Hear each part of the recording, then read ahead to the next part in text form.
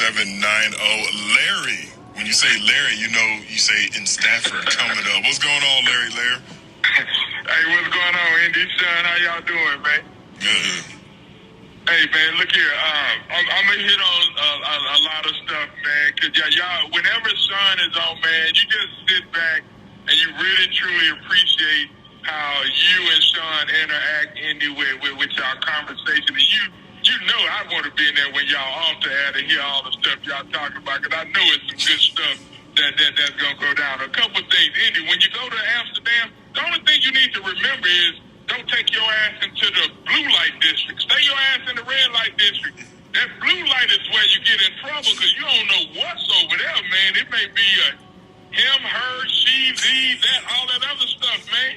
Stay in the red light district, but it's a great place to go over there and just to interact and to see and just to be a part of it. And the vibe over there is good over there in Amsterdam, man. But like I said, I always remember that blue light district is the problem area. Next thing, which I was talking about when these kids go to foreign countries and things like that, as someone who's well aware of what can happen over there, the dark part of it is that as Americans, we think that the Constitution applies to the entire world. Your rights don't apply when your ass in Russia and they got their own Constitution. They set Brittany Griner up, man. Brittany Griner should have known, and this is what I fault her on. She should have known that Donald Trump crazy ass had some kind of deal with Russia. And then when Russia decided to go to war with Ukraine, she should have been on the first thing smoking out of Russia, because at that point, every American around the world was in jeopardy, especially if your ass is in Russia. She could have went play ball in Australia or South Africa or Europe or Japan or somewhere else. You don't play with them folks over there in Russia when you know, number one, they hate black people, and number two, they dang sure don't have no love for people that live that alternative lifestyle. Brittany messed up over there, but we gonna get her back, man, because, it's too high profile when you got an American Olympian with 3 gold medals that's sitting in a Russian prison and don't have access to what American lawyers and things like that. So they gonna get her back, man. The next thing I want to talk about is Sean. I want to thank you. And I want to thank you for every time you come on these airways, you hit on that Deshaun Watson thing.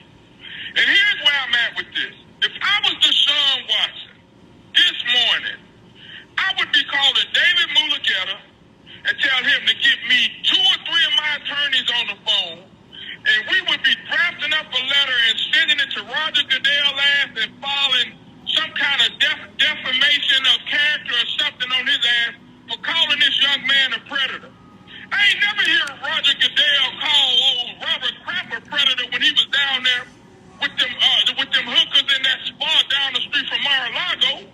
I didn't hear him call Ben Roethlisberger a predator when Ben was in all that mess in Lake Havasu and Lake Tahoe and all that other stuff. I don't understand why Roger Goodell would label this young man a predator when he was never charged with a crime, he was never convicted of a crime, he was never seen the inside of a courtroom being charged with a crime, unlike Robert Kraft, who had his charges dismissed. See, this was the kind of thing that they try to stick to the brothers, man. Because I'm going to tell you this. Sean, you said it. We don't know if Deshaun Watson did all the things that he did. He might have done something or whatever, but I'm not going to sit here and allow somebody to say this man is a sociopath or whatever like that when those kind of behaviors did not manifest themselves until after the fact, when he said his ass didn't want to play for them Texans no more. We cannot allow us to be brand all our lives for something that other people think. And if I'm Deshaun Watson, I'm going to play for Cleveland, and I'm going to try to move on from that. But what Roger Goodell did, man, that's silly, man, and that's just awful that young man is having to go through that. We don't know what Deshaun Watson did, and at this point, I'm not going to never know. But what I do know is that the league has already came down with their 6-game suspension, and what they're trying to do now is fade the heat from all these other organizations. Just like I didn't think Mike Tyson should have went to jail, just like I didn't think Bill Cosby shouldn't have went to jail, I damn sure don't think Deshaun Watson should have gone to no jail over something that we all have tried to do, and we have had panties drop a lot in our hall.